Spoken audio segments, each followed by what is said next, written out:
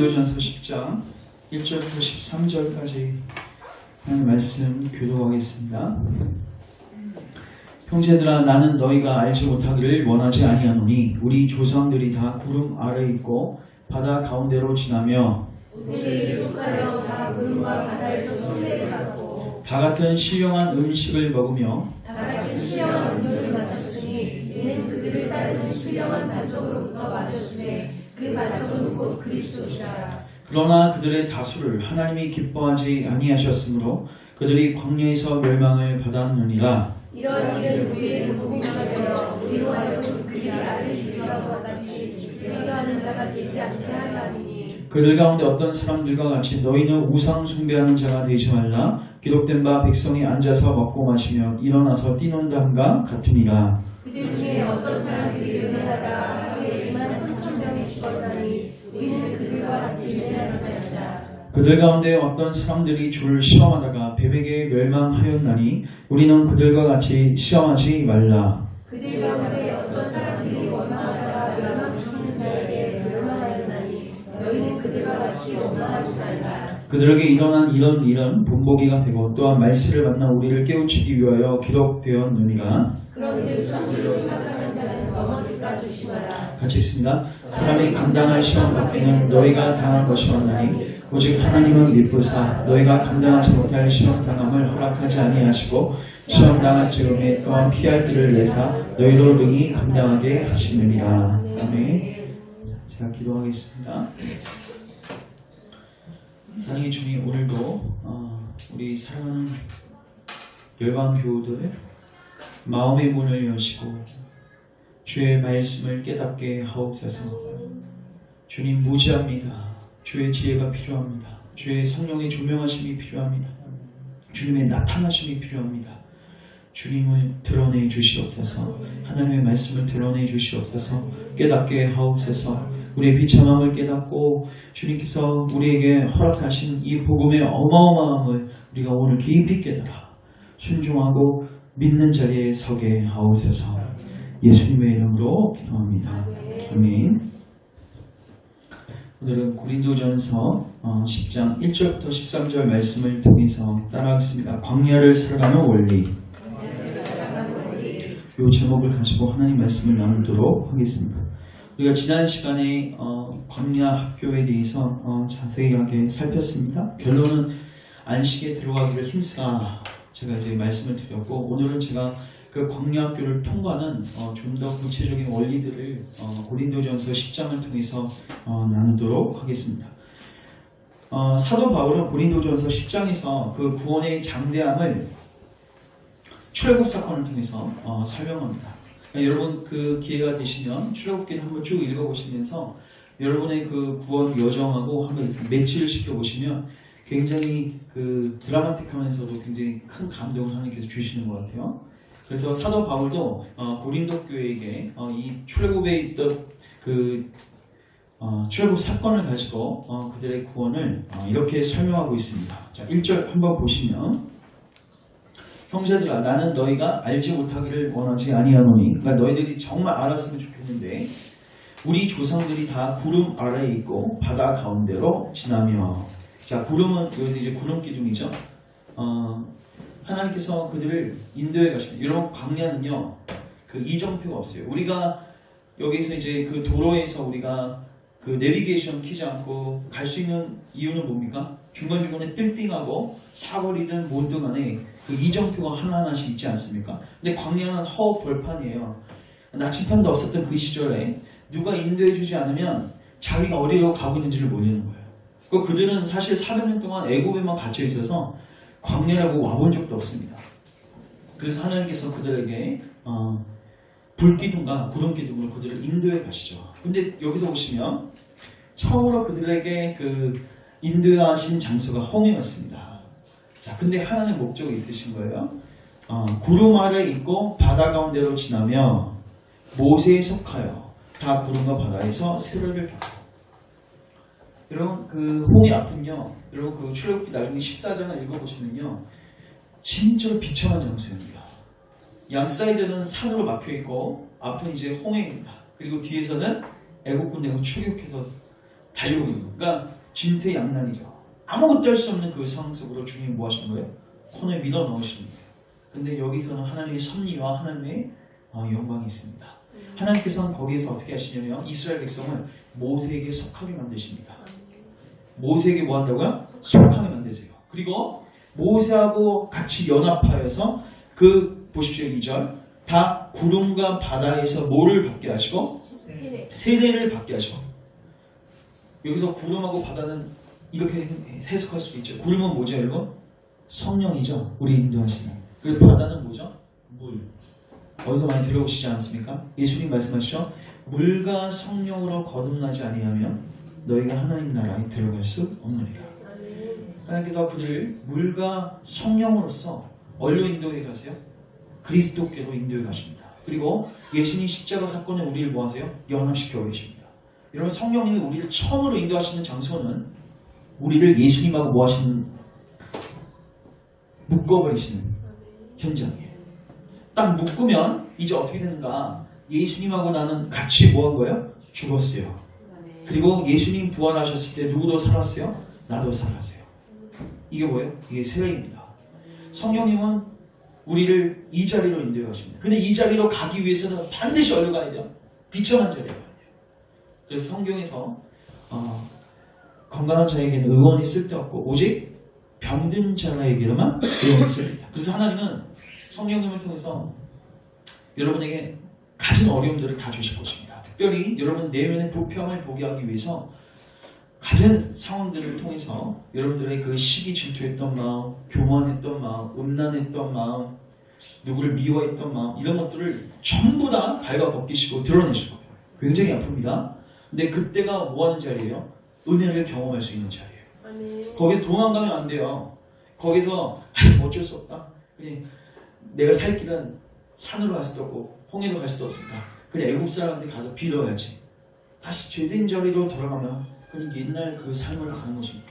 그러나 거기서 뒤를 돌아보지 아니하고 모세에게 속하여, 즉 모세는 여기서 예수 그리스도를 예표하는 거죠. 예수 그리스도께 속하여 예수 그리스도께 연합해서 그 물을 통과하면은 여러분들은 새 생명을 얻게 되는 것입니다. 그리고 더 이상 애국은 그 사람들을 죽어낼 수가 없어요. 거기다 다 수정되었습니다.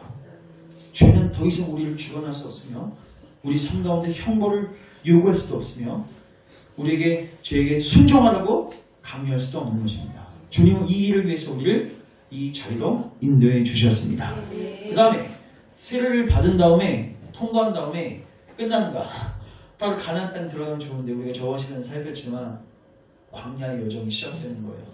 근데 왜 광야로 주님이 인도하셨다고 했죠? 바로 가나안도 갈 수 있었어요. 장정이 2주 만에 들어갈 수 있는 길인데 삥 돌아오는 겁니다. 나중에 지도를 한번 보시면 삥 돌아오다 보니까 홍해도 만나고 삥 돌아오다 보니까 막 수많은 그 에돔 족속, 모압 족속 수많은 적군들을 만나게 되는 거죠.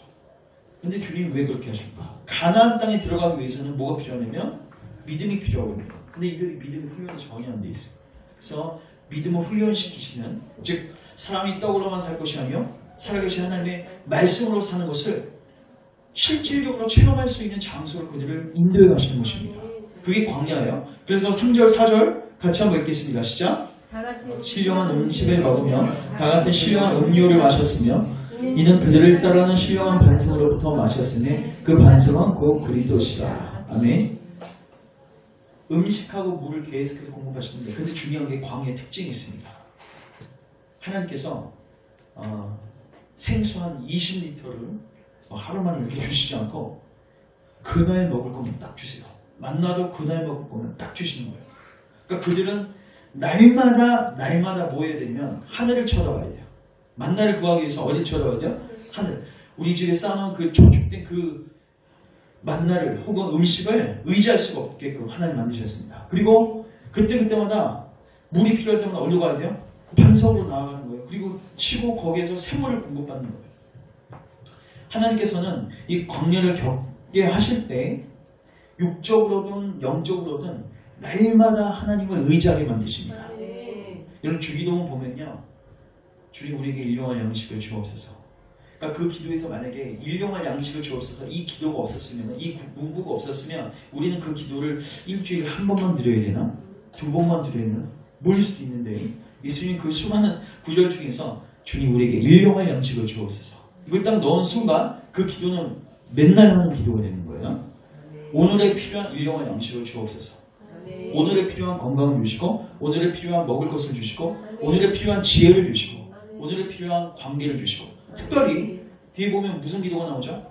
시험에 들지 말게 하시고 다만 아래서 도와주소서. 이거는 여러분 맨날 하는 기도예요. 왜? 우리는 시험, 템퍼테이션, 유혹에 넘어질 수밖에 없는 존재예요. 우리 적은 밖에도 있지만 우리 안에 있습니다. 그래서 우리는 신자들은 한순간이라도 은혜의 형편을 택만히 여기고 하나님을 의지하는 자리에 가지 않고 기도하지 않으면, 즉 주님의 공급하심을 받지 않으면 어떻게 돼요? 다 넘어져요. 여러분 다니엘이 왜 일주일에 하루에 3번씩 기도했을까? 저도 경험한, 저는 이제 새벽기도를 하면서 이제 생활 패턴이 많이 바뀌었는데, 여러분 새벽기도 갔다 오면 영적으로 굉장히 민감하고 건강해지죠. 근데 제가 딱 한 6시간만 지나도 이게 흐릿흐릿해져요. 이게 제가 봤을 때, 그러니까 이게 인간이 참 연약한 존재입니다. 은혜 방편을 왜 그 이스라엘 백성들이 아침, 점심, 저녁 3번 기도했을지 이해가 되는 거예요. 우리는 단 그 1분 1초라도 주님을 의지하지 않으면 베드로처럼 주님을 부인한 자리에 가고 수많은 죄를 범하는 자리로 갈 수밖에 없는 연약한 존재가 됩니다. 그래서 날마다 어떻게 기도해야 돼요? 시험에 들지 말게 하시고 우리를 악에서 구하옵소서. 그래서 우리는 광야 속에서 매일마다 뭘 해요? 주님의 은혜를 구하는 거예요. 하늘을 쳐다보고 반석으로 달려가는 거예요. 그러면은 우리가 하늘을 쳐다보고 반석에 달려가면 하나님은 반드시 그리스도를 통해서 만나를 공급하시고 우리 안에서의 생수를 경험하게 하시는 거예요. 이게 광야입니다. 근데 중요한 거는 그거를 맨날 구하게 하셨어요. 왜? 나를 의지하지 않고 하나님을 의지하는 법을 알려주신 거죠. 그래서 여러분 광야는 다른 말로 정의하면 하나님의 자원으로 사는 곳입니다. 무슨 자원이요? 하나님의 자원. 자, 우리 히브리서 4장 가겠습니다. 히브리서 4장 가보시면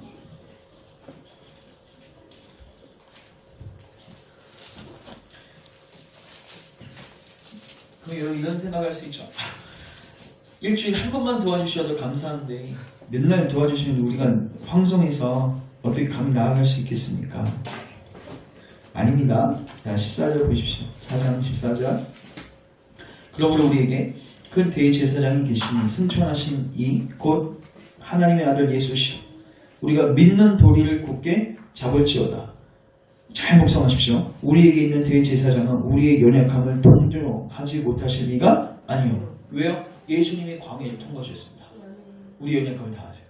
여러분 예수님은요 육신적인 어려움도 육신적인 결핍도 경험하셨을 뿐만 아니라 예수님 인간의 몸이 되셔서 죄의 수많은 압박 속에서 그 모든 것을 승리하신 분이세요. 그래서 우리가 미워하고 혹은 시기 질투할 때 주님은 그 상황들을 누구보다도 잘 이해하고 계세요. 물론 하나님으로서 전지전능하시기 때문에 이해하시는 부분도 있지만 예수님은 몸소 인간이 되셔서 우리 연약함을 뭐 하셨어요? 경험하셨어요. 여러분 사실 누군가가 여러분 위로할 때 여러분의 상황과 비슷한 상황에 있는 사람들이 위로해주면 설득력이 있죠.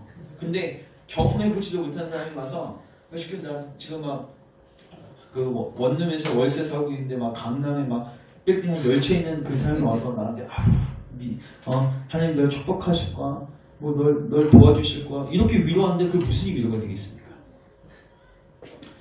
예수님은 여러분 우리하고 똑같은 상황 속에서 공생을 보내셨습니다. 왜? 우리의 마음을 정확하게 알기 위해서. 그래서 여기 보시면 우리의 연약함을 동정하지 못하실 이가 아니요 모든 일에 우리와 똑같이 시험을 받으신 이로되 다만 다른 게 있어요. 뭐야? 죄는 없으셔. 능력이 있으셔서 죄는 없으셔. 그러나 우리와 똑같은 시험을 받으신 시험도 템퍼테이션. 여러분 그 마태복음 4장에 있는 예수님은 사단이 그 시험의 장소를 끌고 가죠. 마가복음에 보시면 누가복음인가요? 거기에서는 잠시 동안 사단이 피했다고 나와 있어요. 이 말은 뭐냐면 예수님 여러분 한 번만 그렇게 사단에게 시험 받으신 게 아니에요. 계속해서 시험 받으십니다. 템퍼테이션 유혹. 십자가 상에서까지 네가 하나님의 아들이거든 내려와라. 여러분 네가 하나님의 아들이거든 뛰어내려라. 이거 똑같지 않습니까? 마지막까지 그 수많은 유혹 속에서 죄만 없으실 뿐이지 우리와 똑같은 연약함을 경험하셨습니다. 그래서 주님은 우리를 동정하시는 분이시다. 자, 16절. 그래서 우리가 이제 나갈 부분입니다. 읽습니다. 시작. 그러면 우리는 긍휼하심을 받고 때를 따라 걷는 은혜를 얻기 위하여 은혜의 저자에 담대히 나아갈 것이다. 아멘. 여기서 보시면 때를 따라 돕는 은혜. 일주일에 한 번이 아니라 때때마다 시간마다. 그래서 여러분 이 때를 따라 돕는 은혜를 얻기 위해서 주님 은혜의 보좌를 열어주셨는데 이거를 사용하지 않으면 은혜의 보좌 앞에 나가지 않으면 여러분 어떻게 돼요? 넘어지는 거예요. 넘어지는 거예요. 잘 기억하십시오. 주님은 광야에 몰아내셨을 뿐만 아니라 감당할 수 있는 뭐야? 자원을 전부 다 심어 놓으셨습니다. 공급할 것을 다 준비해 놓으셔야 돼요. 물이 없어서 불평할 때도 주님 물을 주시고 먹을 것이 없을 때는 만나를 맨날 내려주신다고. 근데 우리는 이 전리품과 이 노획물과 이 주님의 은혜를 사용하지 않습니다. 그래서 하나님께서 우리를 광야로 인도해 하실 때 계속해서 이 작업을 하시는 것입니다. 특별히 계속 우리에게 결핍을 허락하세요. 왜? 하나님 의지하는 자로 만들기 위해서. 그래서 여러분 그 바울 있죠. 참 여러분 바울이 제가 봤을 때 하나님의 사랑을 받은 여러분 증거를 어디서 할 수 있는지 아십니까? 여러분 바울이 서신서 한 12개 썼죠. 히브리서까지 포함해 이제 13개라고 볼 수 있는데 저작이 불분명합니다. 히브리서는. 근데 바울이 정말 하나님 사랑 받은 증거를 어디서 확인할 수 있냐면 그가 탁월하게 하나님 말씀을 증거하고 하나님 사랑으로서 사역한 게 아니라 그가 자고에서 넘어지지 않도록 하기 위해서 주님께서 그에게 육체의 가시를 주셨습니다. 여러분 그에게 하나님의 강함을 경험하고 하나님의 자원을 경험하기 위해서는 반드시 그는 약함을 경험해야 했어요. 그렇지 않으면 그는 넘어졌어요. 여러분 제가 봤을 때 바울을 가장 넘어지게 할 수 있는 자리가 어디였을까요? 교만한 자리였어요. 여러분 생각해보세요. 여러분들이 막 밖에 나서 전도하는데 막 여러분들이 지나가면 막 여러분들 그 그림자만 밟아도 막 병자가 났고 막 수많은 사람들이 누스트라에서는 어떻게 합니까? 사람들이 막 제우스 신하고 허스메를 헤르만 메르신이라고 하면서 그 바나바와 바울을 막 목마 태우고 막 신격하지 않습니까? 여러분 같으면 어떻게 하세요? 고맙습니다. 사람의 마음이 충분히 교만해질 수 있는 상황들이 바울은 너무나도 많았어요. 근데 하나님께서 감사하게도 그에게 절대로 교만할 수 없게끔 육체의 안식을 주셨습니다. 그래서 그로 하여금 계속해서 광야 속에서 누구를 바라보게 하세요? 하나님을 바라보게 하세요. 자, 우리 고린도 후서 12장 한번 가보시면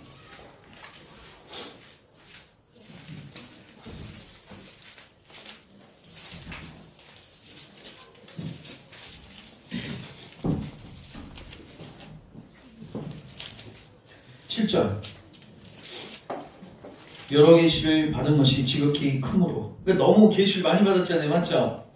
그러니까 제가 봤을 때 사도 바울은 인간이에요. 자만했습니다. 자만하니까 내 육체에 가시고 사탄의 사자를 주셨으니. 자, 8절 시작. 이는 나를 쳐서 너무 자만하지 않게 하려 하십니다. 이것이 내게서 떠나가기를 위해서 3번 간구하였더니 9절 같이 읽습니다. 시작. 나에게 이르시기를 내 은혜가 내게 족하도다. 이는 내 능력이 약한 데서 온전하여 지니라 하신지라. 그러므로 도리어 크게 기뻐하고 나의 여러 약한 것들에 대하여 자랑하니 이는 그리스도의 능력이 내게 머물게 하려 합니다. 아멘. 이런 사도 바울이 약한 걸 뭐예요? 자랑해요. 여러분 이게 이해되십니까? 여러분 약하면 어떻게 해요? 불평합니까? 여러분 이스라엘 백성들은 약할 때마다 연약할 때마다 뭐 했어요? 불평했죠? 여러분 사도 바울은요 약할 때마다 뭐 했어요? 자랑했어요. 왜냐하면 그 자리가 하나님을 만난 자였어요. 여러분 사람이요 절대로 흉내낼 수 없고 따라할 수 없는 게 있는데 겸손입니다. 여러분 마음이 겸손해지기 원하시죠? 겸손을 작심하고 여러분이 그 겸손해야 한다 100번을 읊으셔도 여러분의 마음은 절대로 겸손해질 수 없습니다. 하나님 뭐 하셔야 돼요? 일하셔야 돼요. 그래서 하나님 앞에서 우리의 모습을 비춰주시고 우리의 형편없음을 보여주셔야지 우리는 그때 그 겸손한 마음을 갖게 돼요. 이건 여러분 그래서 겸손은요 이건 선물입니다. 인간이 아무리 가지려고 해도 안 돼요. 여러분이 하는 건 겸손한 척하는 거지 실질적으로 하나님 앞에서 겸손은 여러분 스스로 가질 수 없습니다. 그래서 하나님께서는 이 육체에 가시든 혹은 우리 영적 삶에서 어떤 그 죄된 삶에서 무너진 그 상황 속에서 우리의 뭘 드러내세요? 우리의 연약함을 드러내시고 우리 비참한 모습을 드러내시고 우리를 겸손케 하시죠. 근데 중요한 거는 그때가 어떤 자리예요? 주님의 강함을 경험하는 자리예요. 광야는 그래서 하나님께서 계속 우리를 얼려 몰아넣으셔요. 계속 약한 대로 우리를 몰아넣으시는 거예요. 하나님의 자원과 공급하심 없으면 단 1분 1초도 살 수 없게끔 만드시는 거예요. 제가 묻겠습니다. 여러분들은 얼마나 기도하십니까? 여러분들이 기도 안 한다는 것은요, 여러분의 자원으로 충분히 살 수 있다는 것에 대한 표정입니다. 여러분들은 언제 기도가 절박해지십니까? 여러분이 할 수 없다는 것을 아는 순간 절박해지시죠? 그 여러분들 뭘 놓고 기도하셔야 돼요? 주님, 절박하게 기도하는 상황으로 저를 몰아가 주십시오. 제가 그 고등학교 때 했던 기도 중에 아직도 기억나는 게 있는데, 그때는 좀 무식하게 기도했는데, 주님, 제가 혹시 잘못된 길로 가고는 저를 쳐주시옵소서. 여러분, 제일 무서운 건요, 선줄로 생각하다가 넘어지는 것입니다.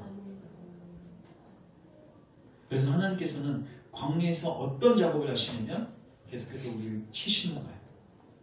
여러분, 그 고린도 전서 9장, 오늘 본문 9장 27절 가보십시오. 27절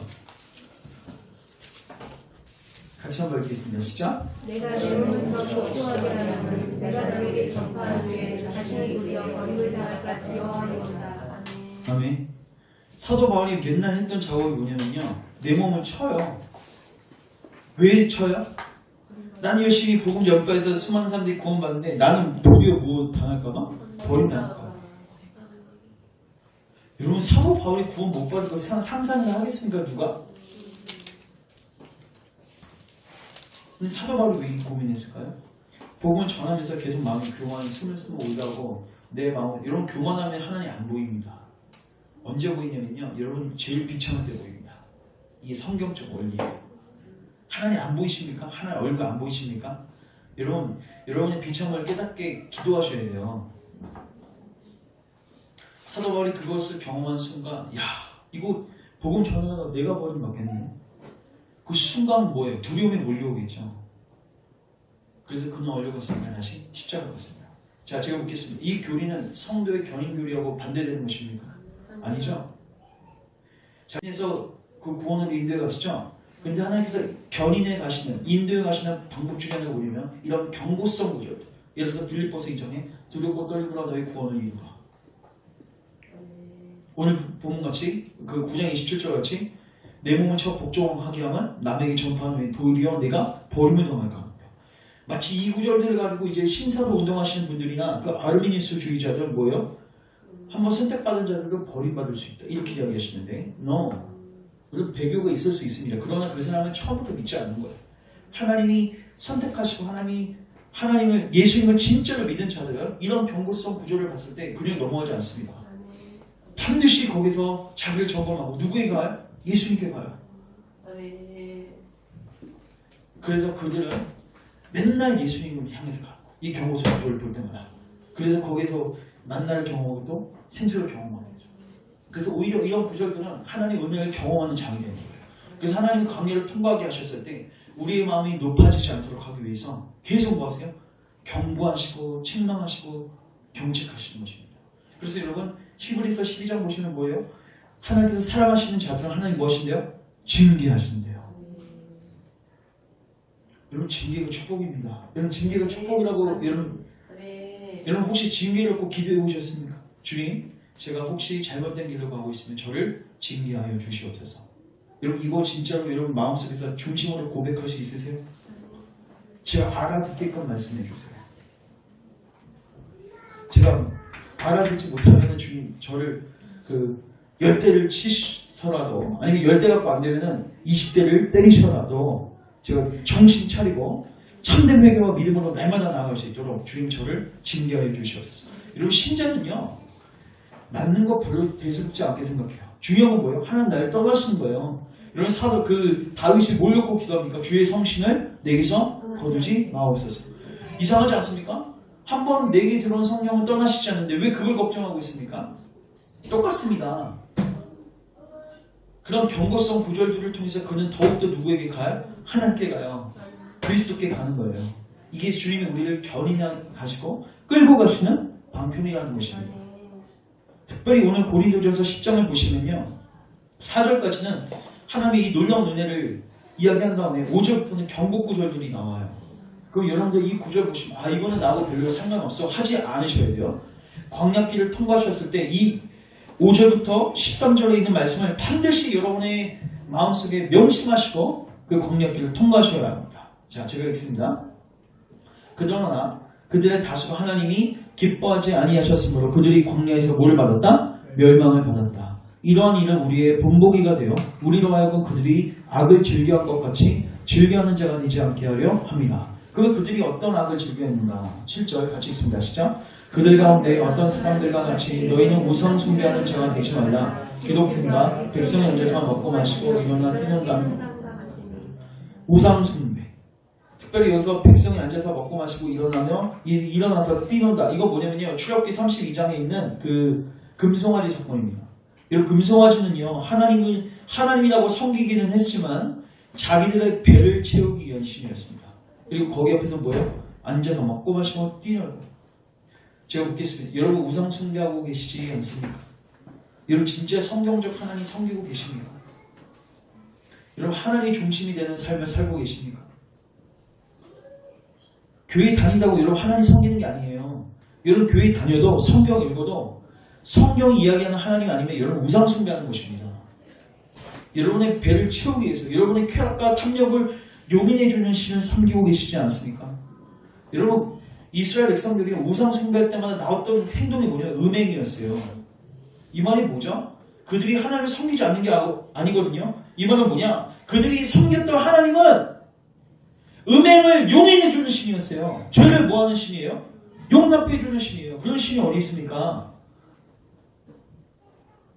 그런 신을 섬기는 게 뭐예요? 우상 숭배예요. 그러니까 하나님을 섬기는 게 아닙니다. 결국 우상을 숭배하게 되면 참된 하나님을 섬기지 않게 되면 어떻게 돼요? 수많은 죄의 불의의 열매들이 삶에 맺힐 수밖에 없는 거예요. 어떻게 됩니까? 여기 보십시오. 8절 같이 읽습니다. 시작. 그들 중에 어떤 사람들이 음행하다가 하루에 23,000명이 죽었나니 우리는 그들과 같이 음행하지 말라. 또 어떤 사람은 그들 가운데 어떤 사람들이 주를 또 뭐 했어요? 시험하다가 뱀에게 멸망당했죠. 우리는 그들과 같이 주님을 시험하지 말라. 또 어떤 사람들은 원망하다. 여러분 특별히 여러분 그 출애굽기 그 보시면요 원망의 죄가 엄청 많아요. 틈만 나면 원망합니다. 여러분 원망이 왜 죄인지 아십니까? 하나님이 절대 주권을 인정하지 않는 거예요. 감사하지 못하는 것입니다.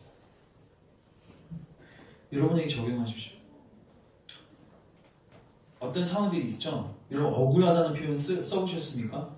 억울한 게 지금 여러분 그게 바로 원망하고 있는 거예요. 누구 탓하는 거예요? 상황 탓하고 남 탓하는 거예요. 여러분 그 상황이 왜 왔습니까? 여러분 때문에 왔습니다. 아담에게 너 왜 그것 따먹었냐? 지금 잘못했다고 지금 무릎 꿇고 하나님께 빌어야지 하루가 먹겠습니다. 이런 소리 나. 주님 그거 그래 내가 들어가도 먹을 만 있구나. 그렇게 얘기하지 않으세요. 그거에 대한 이런 방구를 하지 않으시면 그냥 너는 네 죄값을 받는 거예요. 주님. 여러분 상황 탓하지 마시고 절대로 다른 사람 보지 마십시오. 저는 말씀 선포해도 저는 저 자신을 볼 겁니다. 왜요? 제 자신이 버림받을까 봐 두렵습니다. 그래서 저는 더욱더 주님께 나아가길 원합니다. 저는 여러분들에게 건강 절대로 다른 사람 보지 마십시오. 다른 사람 보다가 여러분만 버림받습니다. 여러분들만 넘어집니다. 왜 다른 사람 봅니까? 광야는 여러분을 훈련시키시는 장소입니다. 남 훈련시키시는 장소 아니에요. 왜 남들은 여러분들이 다 훈련시켜줘. 스스로 막 채찍질 여러분들이 해주면서 훈련시키고 여러분들 누가 훈련시키시겠습니까? 뭐가 축복입니까? 채찍질 하는 게 축복입니까? 내가 맞는 게 축복입니까? 맞는 게 축복이죠. 징계를 받는 게 축복이라고 해요. 정신 차리고 거기서 겸손한 마음을 가지고 하늘을 쳐다보는 사람. 돌뱀을 물렸을 때도 겸손함을 다시 유지하면서 노뱀을 쳐다보는 사람. 그 사람은 뭐 하는 거예요? 하나님의 능력을 경험하는 거예요. 그래서 절대로 여러분 이 광야길을 통과할 때 여러분들의 죄에 대해서 대수롭지 않게 생각하지 마십시오. 죄에 대해서 민감해지십시오. 하나님의 거룩을 더하라 하시고 거기 안에서 여러분의 비참한 모습을 보셔야 합니다. 그리고 최종적으로 여러분이 보셨다면 이제 어디 보시면 돼요. 하나님 왜 우리를 그렇게 낮추시고 비참한 자리에 가게 하십니까? 하늘 쳐다보게 하기 위해서, 반석 가게 하기 위해서.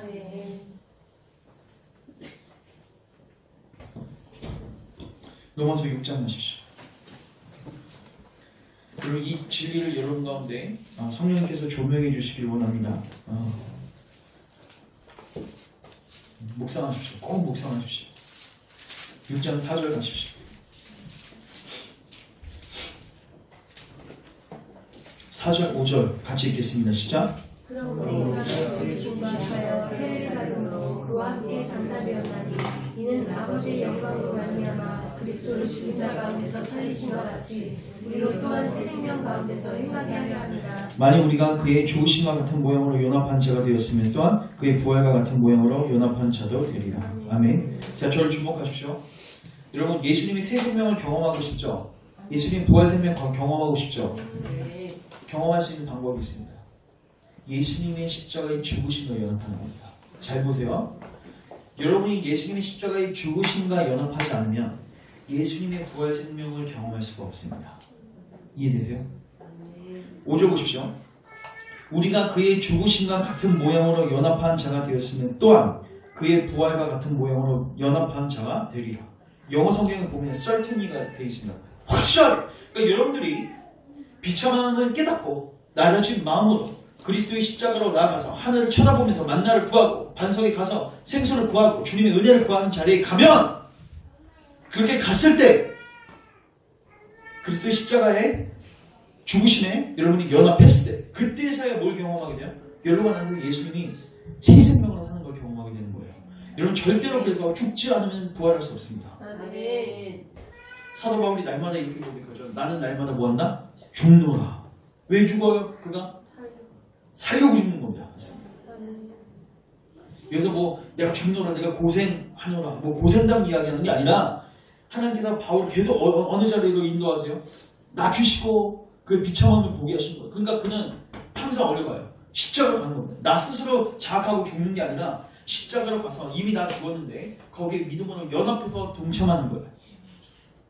주님, 저는 죽었습니다. 주님 함께 십자가에 못 박혀 죽었습니다.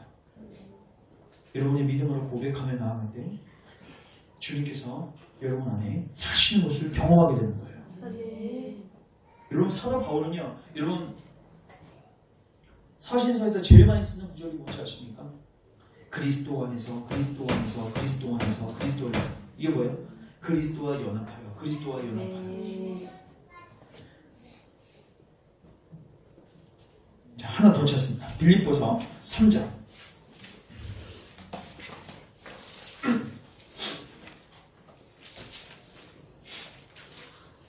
3장 10절부터 11절 같이 한번 읽겠습니다. 여러분 이걸 놓고 꼭 기도하십시오. 저는 요새 요 구절이 좀 꽂혀가지고 요걸 많이 하는데 말씀 놓고 기도하면 되게 좋더라고요. 자, 10절 11절 같이 읽겠습니다. 시작. 내가 그리스도와 그거의 본능과 그 고난의 참함을 알고자 하여 그의 죽으심을 본받아 어떻게 해서든지 죽은 자 가운데서 부활을 이루라니.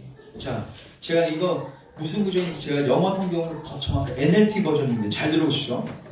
I want to know Christ. 나는 예수님을 더 알기 원합니다.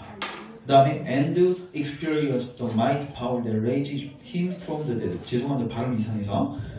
뭘 놓고 기도하냐면 예수님 더 알기 원하고, 그 다음에 뭘 알기 원하냐면 죽음에서, 그러니까 예수님을 죽음에서 살리신 그 mighty power, 그 부활의 능력, 그거를 내가 experience, 경험하기 원합니다. 이해되세요? 쉽게 말해서 내가 십자가에서 예수님과 연합하여 죽으면 예수님을 그 소생시키셨던 그 성령의 능력, 그 부활의 능력을 내 안에서 뭐하게 돼요? 체험하게 돼요. 예수님의 새 생명을 경험하게 돼요. 좀 더 구체적으로 이야기합니다. 여러분 미워하는 마음 가져본 적 있으시죠? 미워하는 일자가 뭐라고 그러죠? 여러분 힘으로는 도저히 할 수 없는 것을 발견하게 하십니다. 비참합니다. 그때 여러분 어디로 가셔야 돼요? 십자가로 갑니다. 그래서 주님의 십자가에 나아가 주님 죽으심의 연합하에 동참할 때 부활하신 주님이 우리 안에서 용서하고 사랑하시는 것을 경험하게 될 겁니다. 여러분 절대로 할 수 없지만 여러분 안에 계신 예수님이 하십니다. 시기 질투하는 나의 옛자가 올라올 때 주님의 십자가에 나아가 주의 죽으심의 연합하에 동참할 때 부활하신 주님은 여러분 시기 질투가 왜 생기죠? 사람의 평가를 생각하면 시기 질투가 생겨요. 사람의 평가를 소중하게 여기는 사람들은 시기 질투하거든요. 주님이 내 안에 이제 사시는 거죠. 그래서 우리로 하여금 하나님의 칭찬으로만 기뻐하고 만족하는 자를 되게 하십니다. 음란한 나의 옛자가 올라올 때 주님의 십자가에 우리가 나아가 주의 죽으심의 연합하에 동참할 때 부활하신 주님이 우리 안에서 정결한 삶을 살게 하십니다. 여러분, 죄는 여러분 스스로 죽일 수가 없습니다. 광야는 여러분 스스로의 힘으로 걸어갈 수가 없습니다. 날마다 얼굴 보시고 하늘을 보시고 반석으로 달려가셔야 돼요. 거기서 은혜를 구하셔야 합니다. 죄와 싸우되 피 흘리기까지 싸우셔야 합니다. 그러나 여러분의 힘으로 싸우시면 안 됩니다. 주님을 바라보셔야 합니다. 그때 승리를 경험할 수 있습니다. 마지막으로 히브리서 12장 그 9절을 살피고 이제 정리합니다.